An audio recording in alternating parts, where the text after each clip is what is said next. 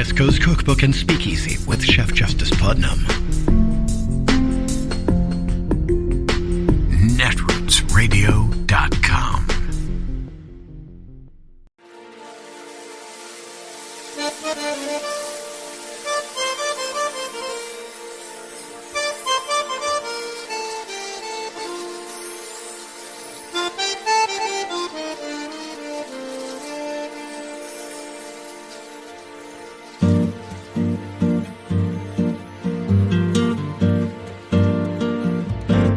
Je voudrais du soleil vert, des dentelles et des théières, des photos de bord de mer, dans mon jardin d'hiver. Je voudrais de la lumière, comme en Nouvelle-Angleterre. Je veux changer d'atmosphère, dans mon jardin d'hiver. Ma fleur sous la pluie de novembre, tes mains qui courent, je n'en peux plus de t'attendre. Les années passent, qu'il est loin, là je tombe. Nul ne peut nous entendre. Je voudrais du Fred Astaire, revoir un latte. In the home stretch of the campaign in these midterm elections, now just a week away, Republicans have really only wanted to talk about one thing: crime. Not the kind of crime where the Democratic speaker's home is invaded and her husband is brutally assaulted by a violent right-wing attacker. Not the kind of crime where America's top secret documents are stolen by the impeached ex-president. No, a very specific type of crime. Type of crime that scares Republican and independent voters the most, to make them believe that crime is skyrocketing, that America is a hellhole. And the thing is, it works. And it works even better when you have your very own propaganda cable channel running stuff like this all day, every day. Dystopian, nakedly racist video, preferably grainy security cam footage featuring almost exclusively black people committing crime in big cities. It is like a hellscape on an endless loop. If you're a viewer of Fox News, at this point you just accept as fact that, for example, the entire city of Portland, Oregon has been burned to the ground. It's gone. Nothing left. And that every other big city in this country is a post-apocalyptic inferno.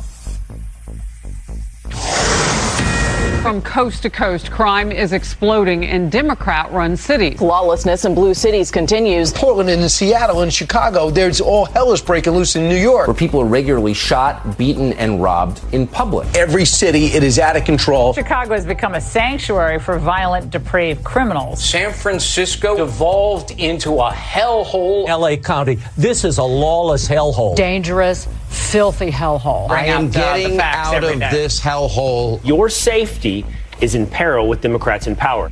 I mean, honestly, that's like just a touch. This is constant. Of course, that is not reality. We all know this.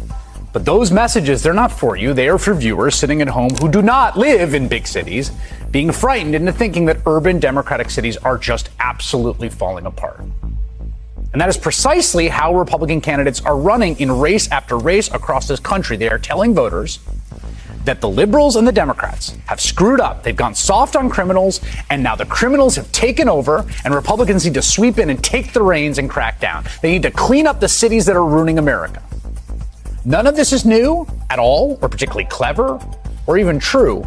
But here's the thing. It is a lie built atop a truth, which is what makes it so powerful. Crime is up in this country overall. The homicide rate in America shot up by 30% in 2020. It was the largest increase in more than a century, possibly ever. And again, to be clear, that is 2020 when Donald Trump was president.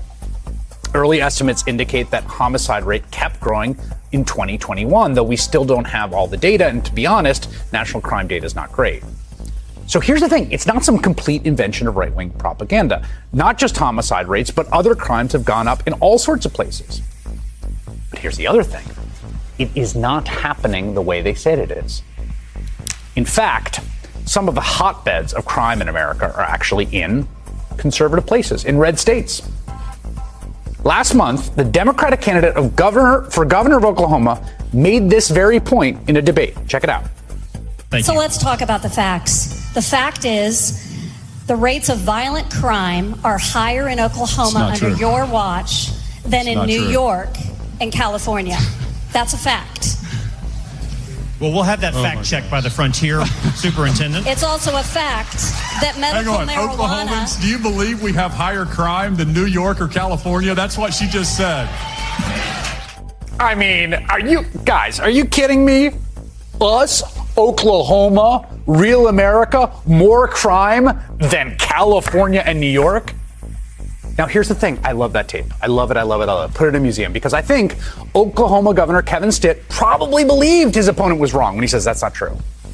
This is a Republican governor of a deep red conservative state. He probably watches a lot of Fox News. The idea that Oklahoma is more dangerous than New York sounds preposterous on its face to him.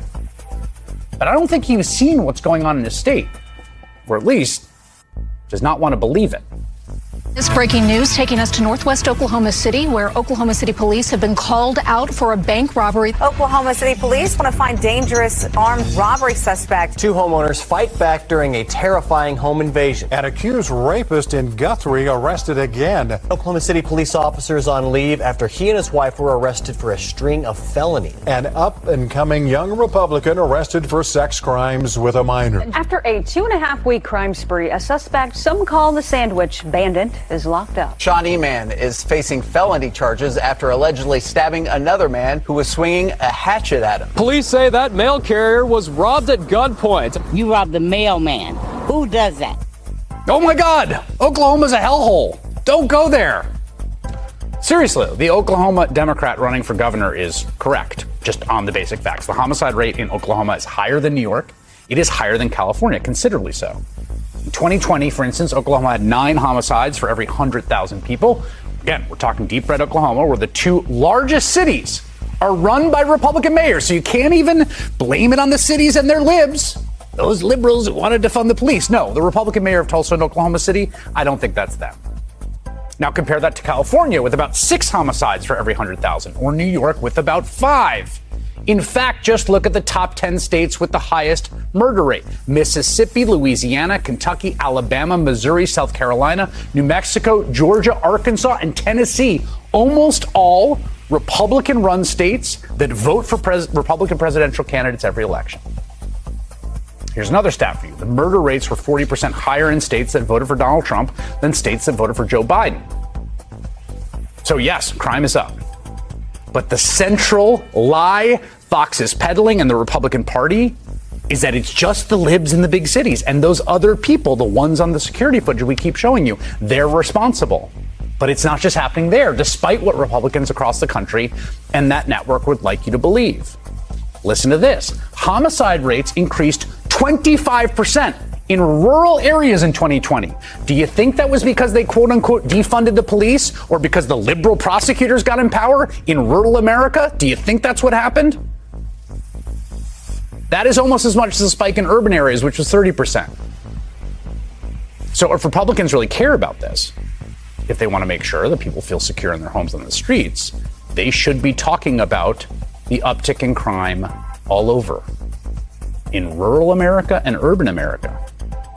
In places that are very conservative, in places that are very liberal, and every politician of every stripe from everywhere should be talking about public safety. I mean real public safety, because people have a right to feel safe and secure. And it's not some crazy fabrication of the right that people are worried about it. They are, and they have every right to be. But if you listen to the lie being told, you will end up at a false answer, and a dangerous one at that. And I have to say, I think Democrats have largely missed the opportunity to talk about public safety this election cycle. It is Thursday, the 3rd of November of 2022, and you are in West Coast Cookbook and Speakeasy. I am your chef de cuisine, Justice Putnam. Gunner, the English bulldog, is our snoozing sous chef. And our daily special is Metro Shrimp and Grits Thursdays. A little bit of jambalaya, a little bit of spice in your life. And it's spicy out there with only 5 days left before, well, Election Day. though quite a few, in fact, record numbers have voted. And there seems to be a lot of nefarious behavior going on in terms of, well, ad buys and such in the final push before, well, the official day of the election. And are we up to the task of being able to, well, counter all these lies that are being foisted upon the voting public? And when I say we, I mean the Dems, us. Yeah, Joe gave a historic speech, and I guess the critics are saying, well, he didn't talk about inflation. Well, he kind of did. And we need to remember that it's not inflation, it's price gouging. Because how is it that these corporations are able to reap the kinds of profits that they are making during the so-called inflation?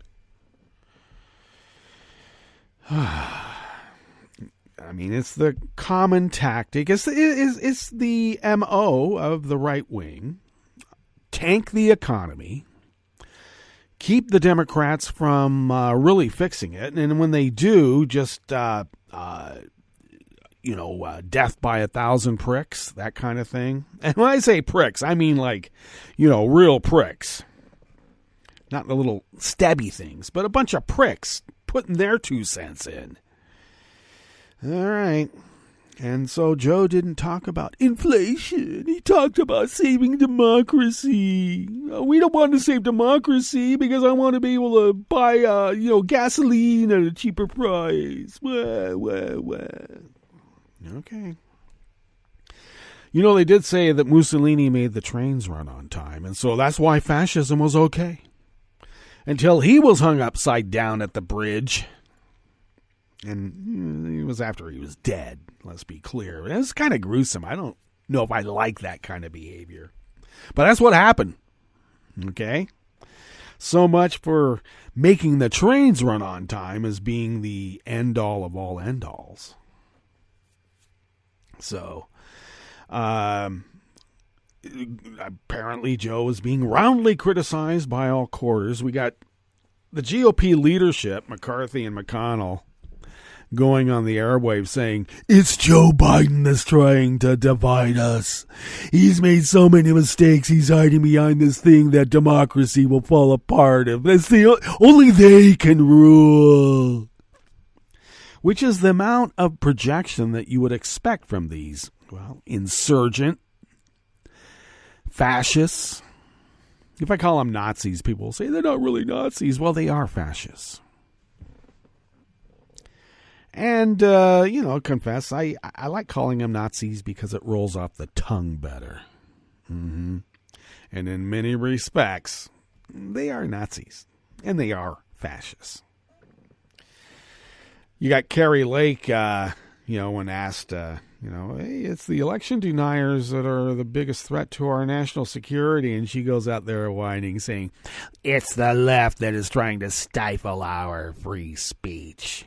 And Carrie Lake sends armed goons to the ballot boxes to intimidate voters. Yeah, and it's the left stifling her free speech. All right. No more Nazis in government. All these election deniers should not be allowed to run. If that's the way it's going to be, it's the way it's got to be. Because apparently, as we have all seen in progress, they are using our institutions. They are using our laws. They are using our form of government against us. And we're stifling their free speech. Oh, it's prejudice against whites that's the big problem. We have to keep the bigotry of the white people at bay. Yeah, well, I just got to say, when the race riots happened, it was the black communities that were burned to the ground. Do you know they're still finding coffins in Tulsa? Talk about CRT. memory holding that, yeah, the black community, Black Wall Street, was razed to the ground. And the black residents said, it was probably, around 100K black people died. And, the white people going, oh, no, it was only about a dozen. Apparently they found another 30 coffins at a burial site that was just discovered.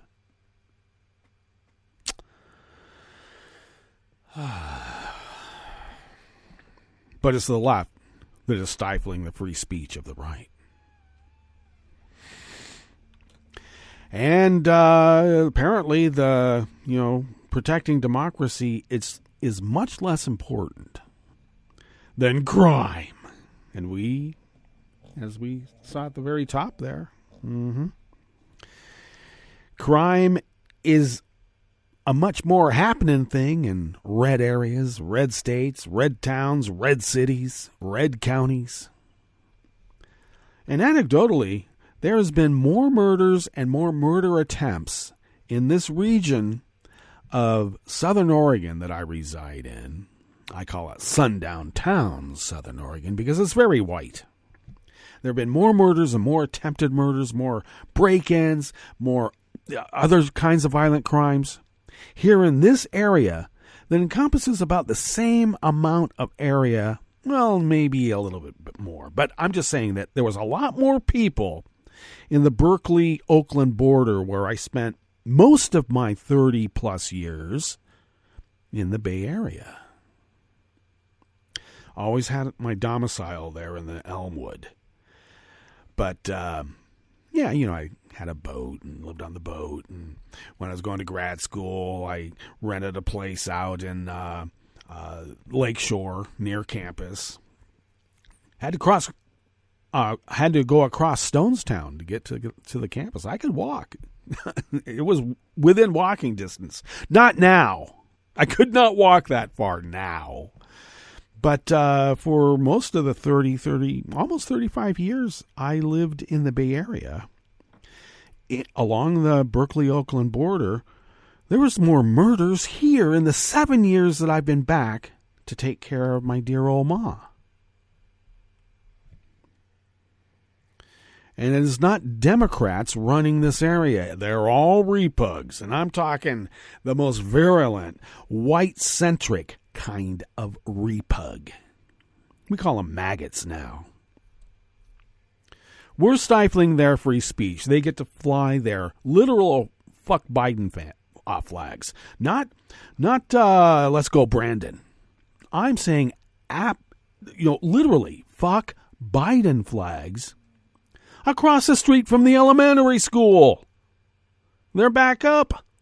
They were taken down for a small amount of time. Now they're back up.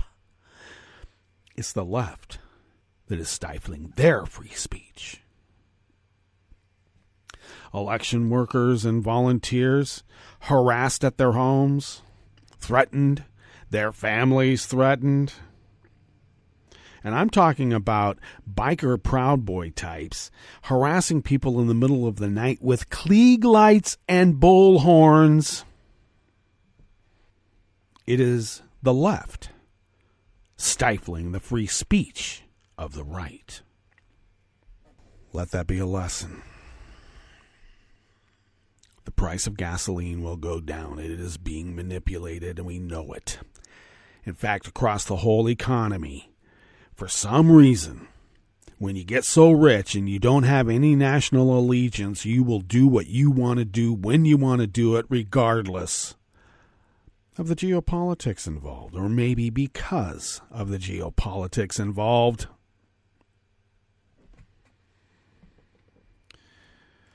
But people will say, well, the Fed just raised the interest rates again. Joe Biden. 5 days before the midterms, the Fed has to do a rate hike. Gotta slow inflation.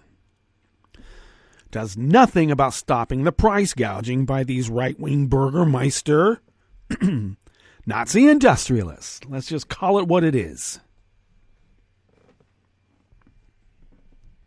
It is the left stifling the free speech of the right. All right. Vote accordingly, please. Democratic up and down the ticket. Okay, what's on the rest of the menu here? We already spoke about, crime is a big city, blue state problem is a GOP myth that apparently a lot of them believe. They believe that COVID never really happened. It was all, some sort of deep state manipulation to make us all like cattle. It's the left stifling the free speech of the right. Okay, well, they're going to believe crime is big. I even tried giving facts. They don't care about facts. I've asked any number of MAGAs to show me the appropriations for the rebuilding of these cities that were burned to the ground. They just laugh at me like, you don't believe it, you're brainwashed. Oh, really? Okay, enough of that. What's on the rest of the menu? CBS and its former president, Leslie Moonves, will pay $30.5 million for insider trading. Mm-hmm. The American Civil Liberties Union of Nevada asked the state Secretary of State to investigate a coordinated partisan hand count of mail-in ballots. And when I say partisan, I don't mean the left stifling the free speech of the right. And the Attorneys General of California, Illinois, and the District of Columbia are suing Albertsons to stop the grocery chain from paying a nearly $4 billion dividend to its shareholders. After the break, we move to the chef's table, where North Korea kept up its missile barrage with the launch of an ICBM. And with Bolsonaro tamed in defeat, Brazil steps back from the brink of losing its democracy. Let's hope it's a harbinger of things to come. All that and more on West Coast Cookbook and Speakeasy. Bon appetit.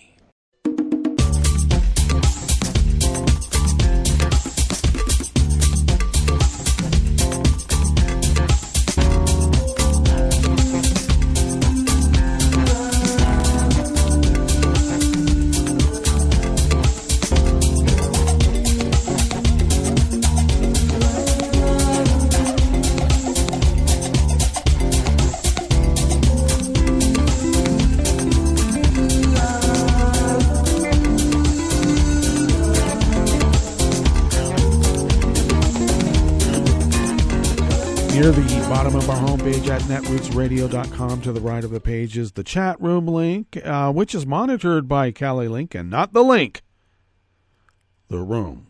And thank you, Kelly, for doing that and so much more. Across the page from that chat room link is the link to our Patreon page. And yes, we need help paying our bills, so please do become a recurring Patreon of Netroots Radio. It helps. And if you would like to follow Netroots Radio on Twitter, do so at Netroots Radio. Tom takes care of that. And a hell of a lot more. Thanks, Tom. Follow me on Twitter at Justice Putnam. I post the show notes and links diary on Daily Codes 10 minutes before showtime.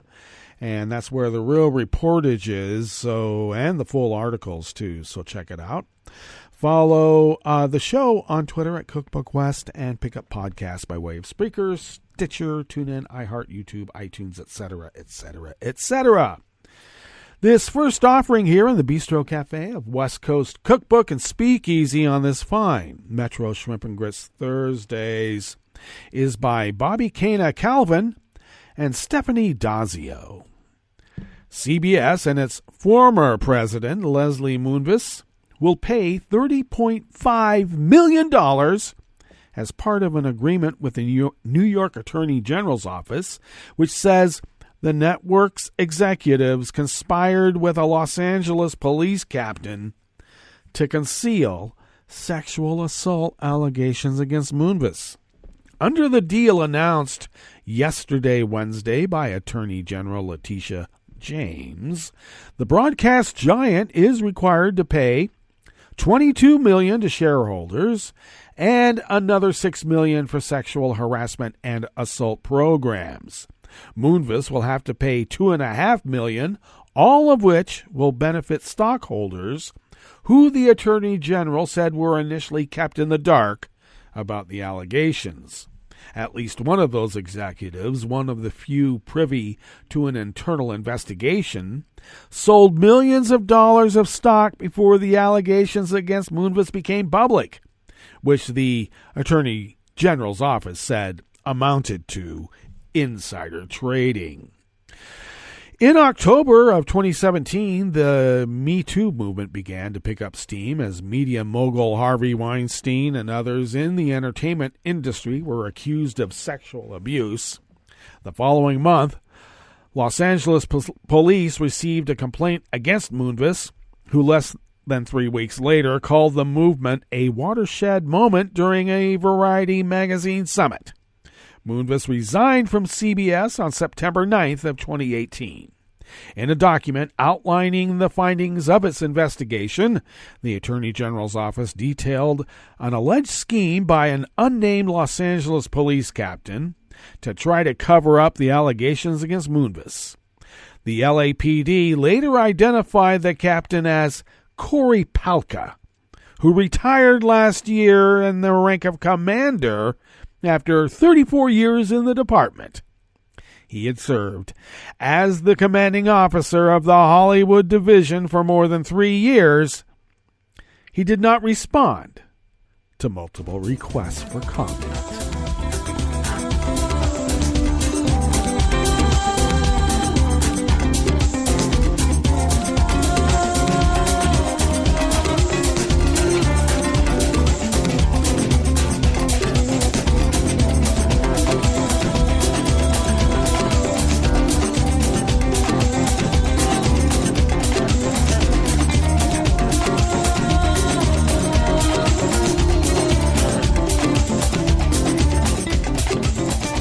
Gabe Stern of the Associated Press brings us this next offering here in the Bistro Cafe of West Coast Cookbook and Speakeasy. The American Civil Liberties Union of Nevada asked the state Secretary of State to investigate what it called a coordinated partisan election administration effort during rural Nye County's hand count of mail-in ballots that was shut down last week until after polls close. The ACLU said a hand count volunteer openly carrying a firearm removed an ACLU observer from a hand count tally room, which the organization said it recently discovered was Nye County GOP Central Committee Vice Chair Laura Larson.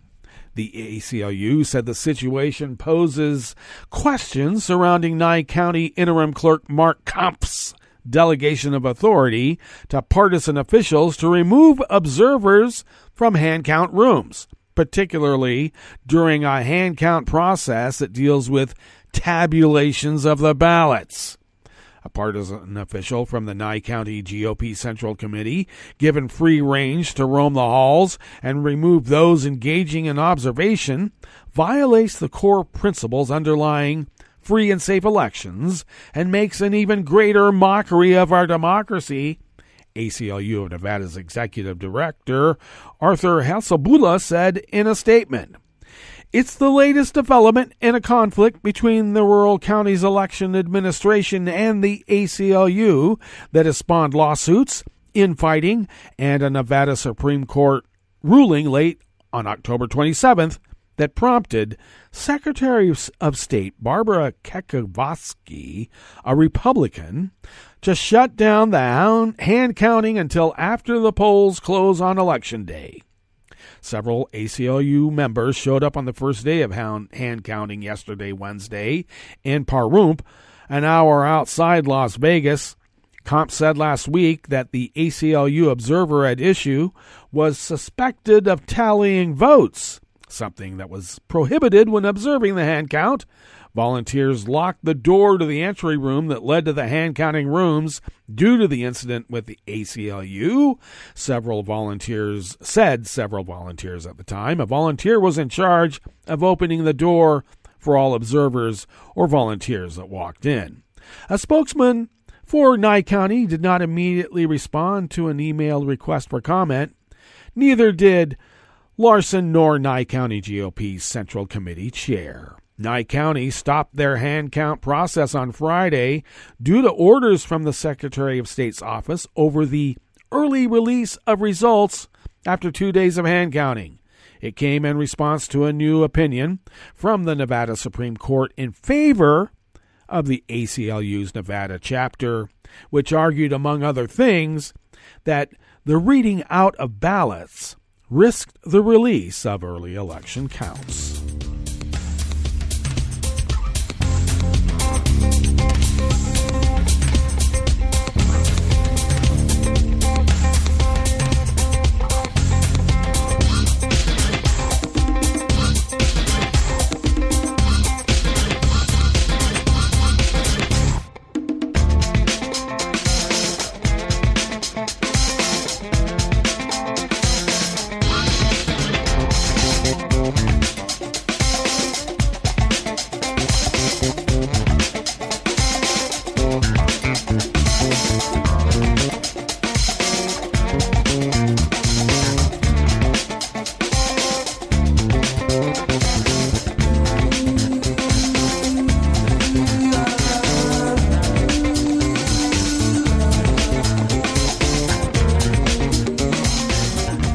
Durbin of the Associated Press brings us this final offering here in the Bistro Cafe of West Coast Cookbook and Speakeasy Metro Shrimp and Grits Thursdays. The Attorneys General of California, Illinois, and the District of Columbia are suing Albertsons in an effort to stop the grocery chain from paying a nearly $4 billion dividend to its shareholders. The lawsuit, filed yesterday, Wednesday, in U.S. District Court in D.C., asked the court to block the payment until the Attorneys General have reviewed Albertsons' proposed merger with Kroger. The lawsuit is the second this week seeking to delay the dividend payment. The state of Washington's Attorney General filed a similar lawsuit in state court on Tuesday. Boise, Idaho-based Albertsons said that both lawsuits are without merit. Kroger announced its plan to buy Albertsons for $20 billion last month. The deal is expected to close in early of 2024. If it's approved by the FTC and the DOJ and survives any court challenges. The merger agreement included a special dividend of up to $4 billion or $6.85 per share that Albertsons is scheduled to pay its shareholders on Monday next week. The Democratic Attorneys General of California, Washington, Illinois, and the District of Columbia, as well as the Republican Attorneys General of Arizona and Idaho, sent a letter to Albertsons last week asking the company to delay the payment. The Attorneys General say the dividend, which equals nearly one-third of Albertsons' $11 billion market value, would deprive the company of cash it needs to operate while regulators review the merger. The Attorneys General also say it's unclear if the deal will be approved, since federal and state laws forbid mergers that substantially lessen competition. Together, Albertsons and Cincinnati-based Kroger would control around 13% of the U.S. grocery market.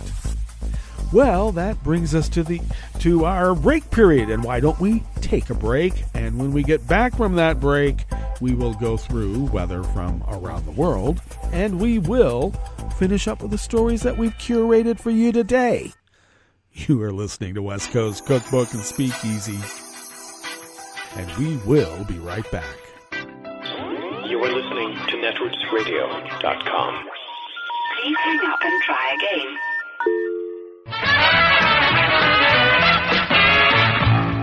From a point at sea to the circles of your mind, a new force is at work for planetary transformation. New radio for a new Earth.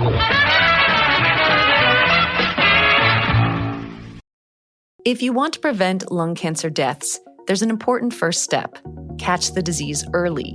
Scientists at Johnson & Johnson are developing tools to improve lung cancer detection with the hope of doing just that. And that's where Mark Lloyd Davies' work comes in. He's the global head of strategic initiatives at Johnson & Johnson, working directly with the Lung Cancer Initiative.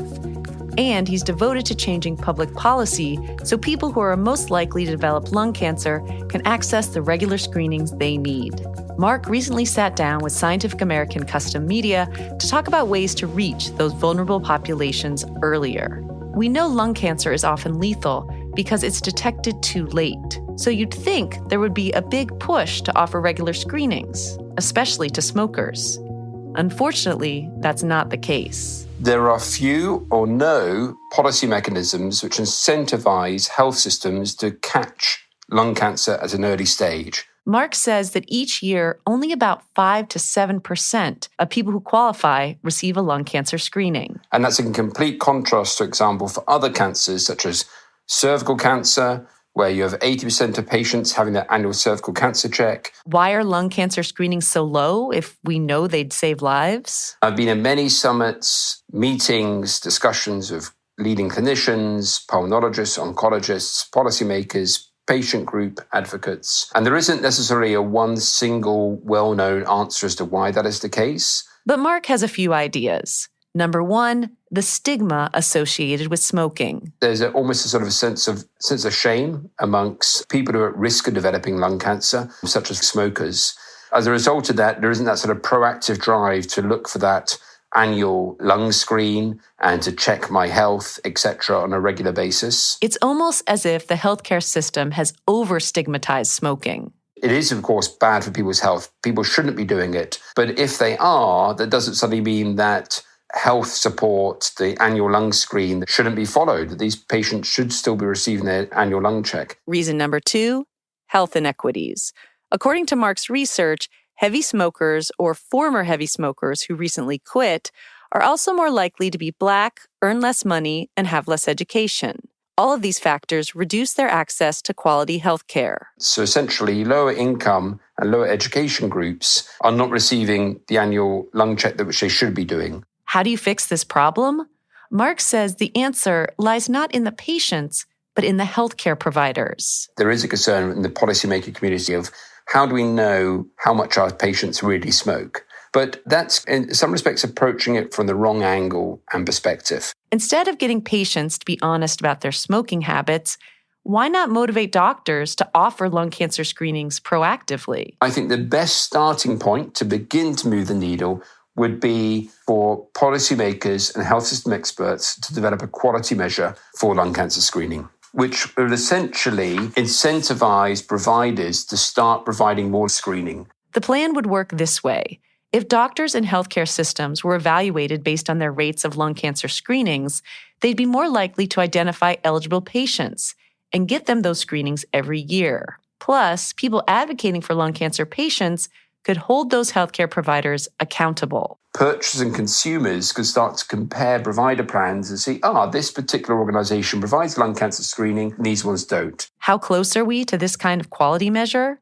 Mark says a group of public, private, and volunteer organizations called the National Lung Cancer Roundtable is very interested in this approach. I'm really excited and delighted that the National Lung Cancer Roundtable, who had a lung cancer screening summit in Washington, D.C. in July this year, announced that it was looking to work and take forward in leadership a quality measure. Even before this summit, the Lung Cancer Initiative at Johnson & Johnson and an organization called Longevity brought stakeholders together for a high-level roundtable to think through the problem. One key breakthrough is everyone kind of agreeing, yes, these screening rates are way too low, so let's start thinking potential solutions. And then through that forum, through that dialogue, led to the proposal of what about a quality measure? Mark is excited to support these efforts and to evaluate providers on their rates of lung cancer screenings. And if that work is successful, it will also help those like the Lung Cancer Initiative at Johnson & Johnson and others that are working to develop better screening tools, like blood tests or nasal swabs, to one day detect lung cancer. As those new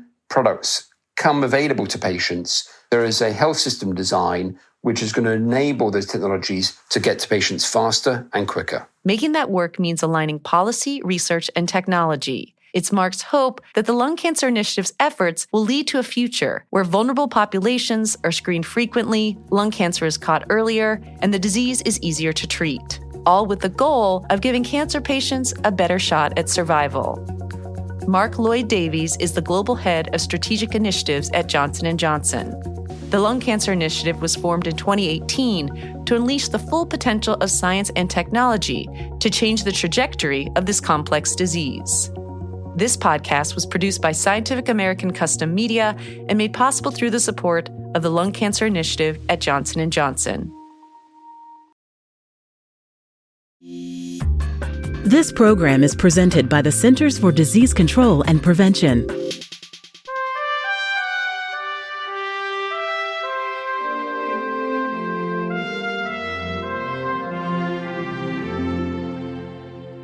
Welcome to A Cup of Health with CDC, a weekly feature of the MMWR, the Morbidity and Mortality Weekly Report. I'm your host, Dr. Kathleen Dooling. Occasional aches and pains are an expected part of life, but for many people, pain is a constant companion. Dr. Chad Helmick is with CDC's National Center for Chronic Disease Prevention and Health Promotion. He's joining us today to discuss ways to manage chronic pain. Welcome to the show, Chad. Thank you. Chad, how many people in the U.S. suffer from chronic pain? In 2016, 50 million adults had chronic pain, which is pain on most or every day in the past 6 months. More interesting, though, is that 20 million people have high-impact chronic pain, which is chronic pain that also limits their work or life activities on most or every day in the past 6 months. This is a problem because chronic pain is associated not only with symptoms, but with anxiety and depression, reduced quality of life, and the risk of opioid problems. What are the most common causes of chronic pain? The most common causes generally relate to bones and joints, like low back pain and arthritis, but there are many other causes: headaches, sickle cell disease, fibromyalgia, surgery and injuries, and many, many others. Is chronic pain more common in any particular group of people?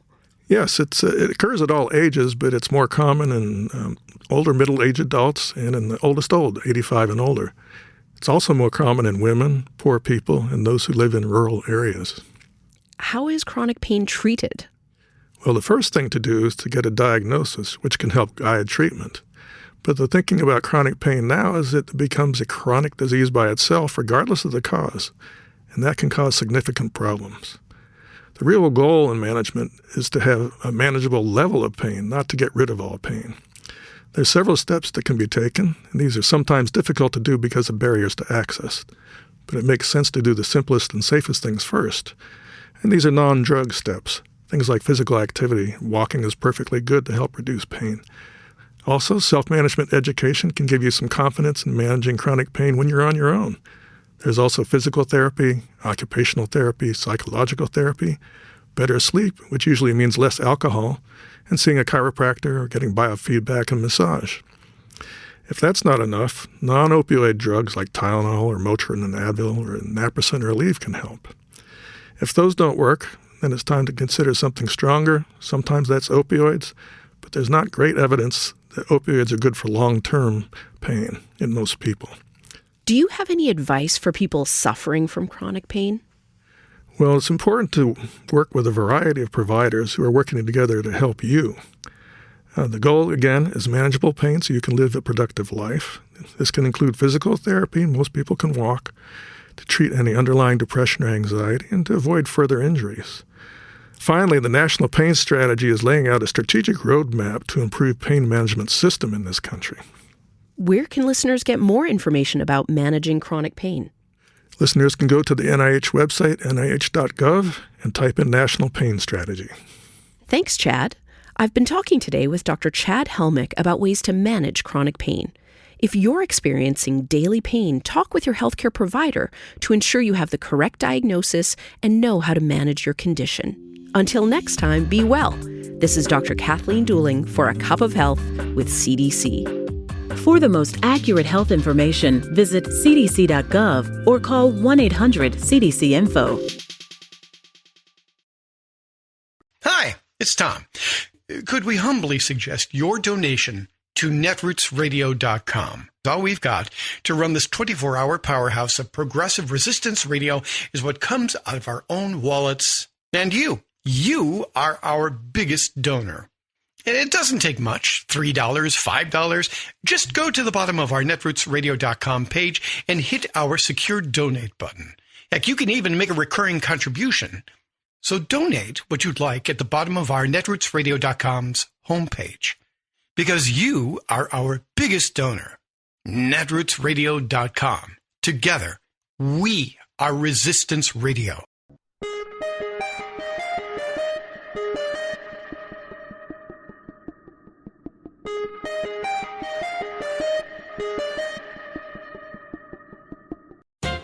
Although we haven't even gotten through this year's midterm congressional elections, it's still not too early to start examining some of the characters who hope you will make them president in 2024.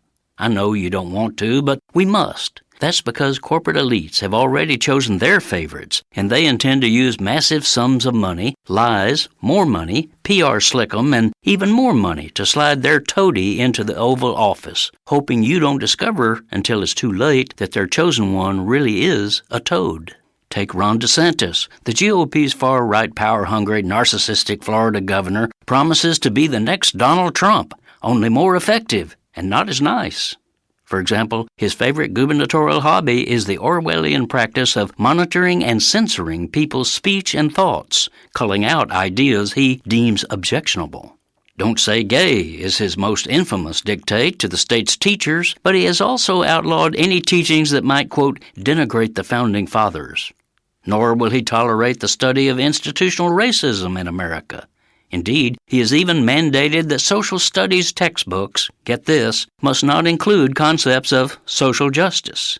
Ron adamantly opposes what right-wingers call a woke society. He wants one that's asleep, sound asleep. He recently rallied his right-wing cadre to ban some math textbooks. Yes, math. They screeched that some real-life topics like wage disparities are being used to make math problems relevant to today's students. So it was Fahrenheit 451 for those books. Thus far, DeSantis' censorship binge has nixed 42 math books for, quote, incorporating prohibited topics. This is Jim Hightower saying, did I mention that DeSantis is also forming his own gubernatorial military force? A state army he can deploy in emergencies. What's an emergency? He says he'll decide.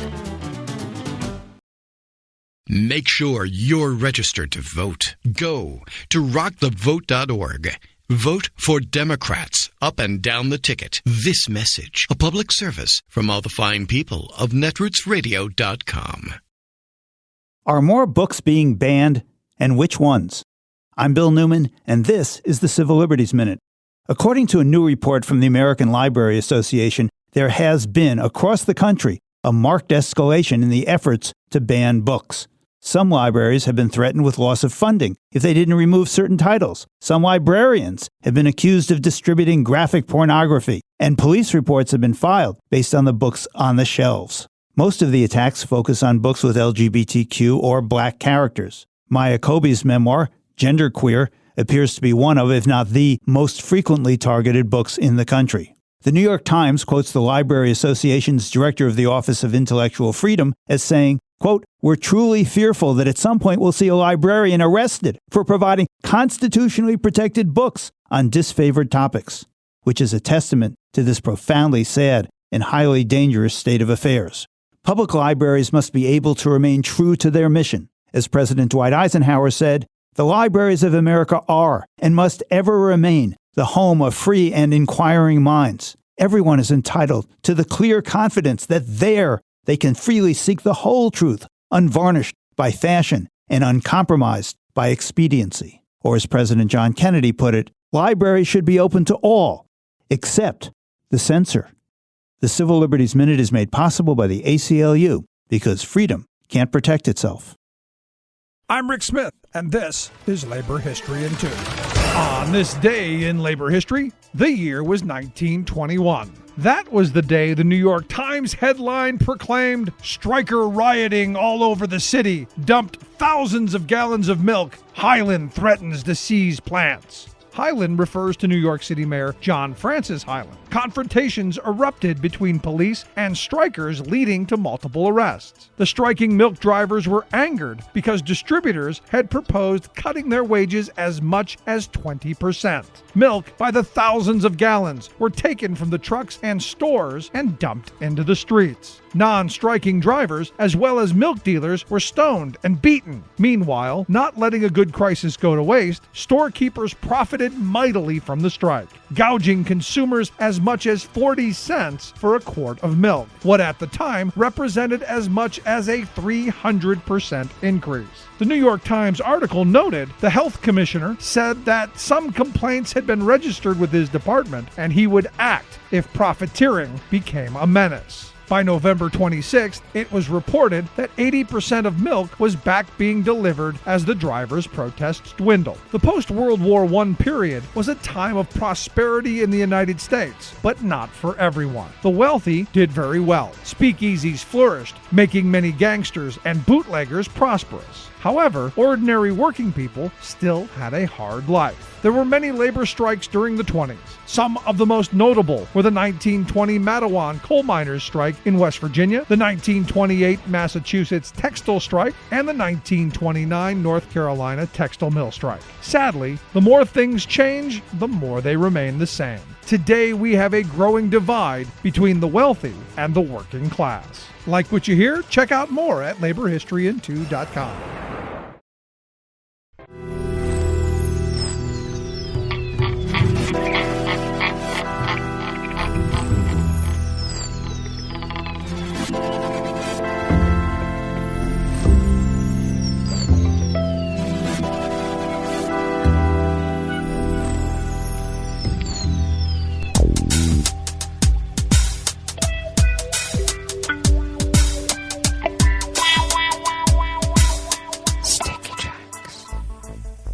Thank you for accompanying us here to the chef's table at West Coast Cookbook and Speakeasy. Metro Shrimp and Grits Thursdays, a little bit of jambalaya, a little bit of spice in your life. We always begin, whether from around the world, along the banks of the Rogue River, in the Rogue River Valley of Southern Oregon, on the west coast of the continental United States of America, because there's lots more of us where we come from, where it is currently 41 degrees Fahrenheit, under quite cloudy conditions and low clouds at that. Looks like we'll have a high of around 48 to 50 later on, and later on we'll have sunshine and clouds mixed, and winds will be light and variable. Overcast tonight with lows in the low 40s, winds remaining light and variable. Seems like we'll have a bit of a drying out period. That just means that it'll be misty instead of rainy. And we will be cloudy tomorrow with highs in the upper 50s. Oh my, winds out of the south-southwest at 5 to 10 miles per hour. And then it looks like later on Friday evening we should start a copious amount of rain through the weekend. And we have a forecast of rain and snow on Monday and Tuesday. We'll see how that changes, because it always does, and it always will. Ragweed pollen is the predominant pollen that they are measuring here in Rogue River itself, and it is rated low. The air quality index for the Rogue River Valley region is good at 25 parts per million, and the daytime UV index is low at level 2. Barometric pressure is holding steady at 30.33 inches. Visibility is at 7 miles, and relative humidity is at 99%. Weather from around the world is brought to you by a crowd of crowdsourced weather stations that a crowd crowdsources from around the world, and that's why they call it the Weather Underground. London is 53 degrees and partly cloudy. Paris is 54 with a rain shower. Of course, they call it Paris there. Rome, which is called Roma, is 70 degrees and fair. Kyiv, because that's our political definition of it, is 48 degrees with light rain. Kabul, remember Kabul? We were there for quite a while, 55 and cloudy. Hong Kong is 72 degrees with a light rain shower and a heavy presence of the Chinese Communist government. Tokyo is 60 degrees and fair. Sydney, Australia is 60 degrees and cloudy. San Francisco, California is 45 degrees and sunny, and they still have their small craft advisory on the bay and offshore. And New York, New York is 64 degrees Fahrenheit and sunny. And that is weather from around the world, brought to you by a crowd of crowdsourced weather stations that a crowd crowdsources from around the world.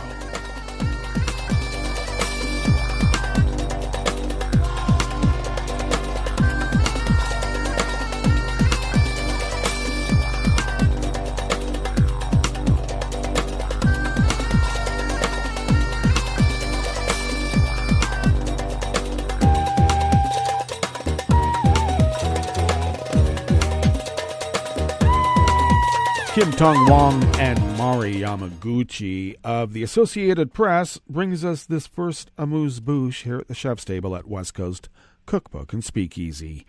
North Korea added to its barrage of recent weapons tests, firing at least 3 missiles, including an ICBM that forced the Japanese government to issue evacuation alerts and temporarily halt trains. The launches are the latest in a series of North Korean weapons tests in recent months that have raised tensions in the region. They came a day after Pyongyang fired more than 20 missiles, the most it has fired in a single day. South Korea's Joint Chiefs of Staff said it detected the North firing an ICBM from an area near its capital, Pyongyang, around 7:40 a.m. local time, and then firing 2 short-range missiles an hour later from the nearby city of Kacheon that flew towards its eastern waters. The longer-range missile appeared to be fired on a high angle, possibly to avoid entering the territory of neighbors, reaching a maximum altitude of 1,193 miles and traveling around 472 miles.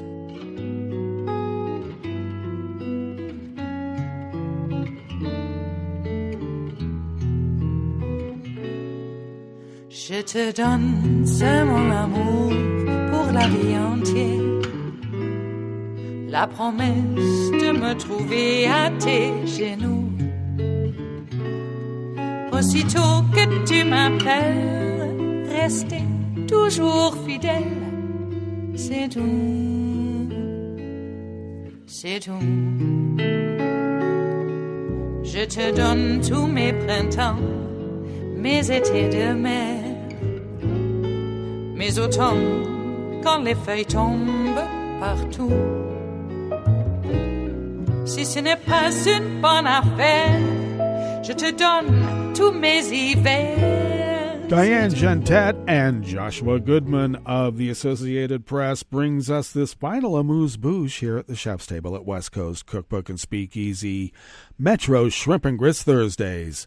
In the run-up to Brazil's presidential election, many feared a narrow result would be contested and spell the death knell for Latin America's largest democracy. So far, however, the worst fears have been averted despite a nail-biting victory for President Lula da Silva over far-right incumbent Jair Bolsonaro and ongoing protests by some of Bolsonaro's supporters across the country. The conservative leader's allies quickly recognized da Silva's victory. The military stayed in the barracks, and vigilant world leaders swooped in to offer support for da Silva and nip in the bud even the thought of anything resembling the January 6th insurrection that overtook the U.S. Capitol. Although Bolsonaro has refused to congratulate da Silva, Brazil's institutions generally seem to have held up. Bolsonaro gave a video statement yesterday, Wednesday, calling for an end to the protests by his supporters. I know you're upset. I'm just as sad and upset as you are, but we have to keep our heads straight, he said. Closing roads in Brazil jeopardizes people's rights to come and go. That leaves a more vexing challenge, however, how the 77-year-old Da Silva, universally known as Lula, unites a deeply divided country, rights a wobbly economy, and delivers on an outsized expectation spurred by his return to power. One thing is clear, though. If anyone can do it, it's the charismatic Da Silva, whose political skills are admired even by his detractors. Well, that brings us to the end of our broadcast period for the day, and you do know Netroots Radio broadcasts on, and we will meet up here tomorrow for Blue Moon Spirits Fridays. So do stay tuned to Netroots Radio all day and all night for all the breaking news as it breaks, and we will meet up here tomorrow, right here in West Coast Cookbook and Speakeasy. Bon appetit.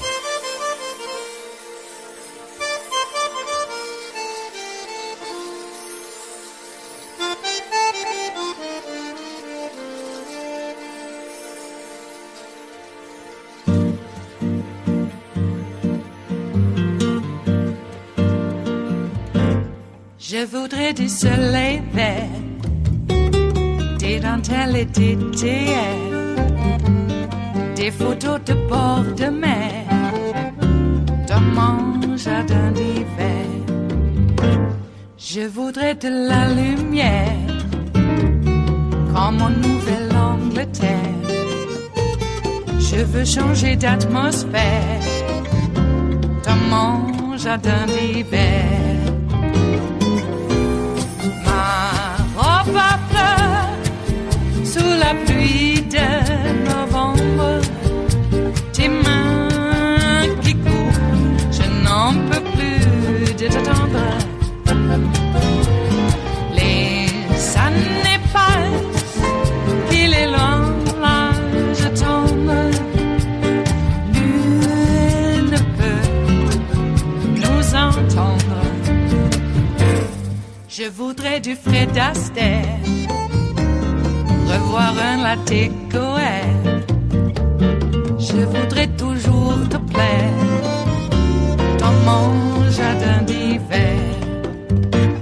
Je veux déjeuner par terre, comme au long de golfe clair, t'embrasser les yeux ouverts dans mon jardin d'hiver.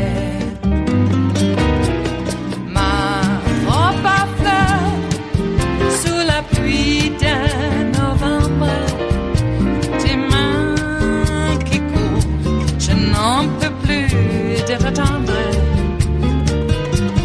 Les années passent, il est loin, là je tombe. Nul ne peut nous entendre. Ba-da-da-dum-di-da-dum. Ba-da-da-dum-di-da-dum. Ba-da-da-dum-di-da-dum. Dans mon jardin d'hiver. Ba-da-da-dum-di-da-dum. Ba-da-da-dum-di-da-dum. Ba-da-da-dum-di-da-dum. Dans mon jardin d'hiver. Dans mon jardin d'hiver. Dans mon jardin d'hiver.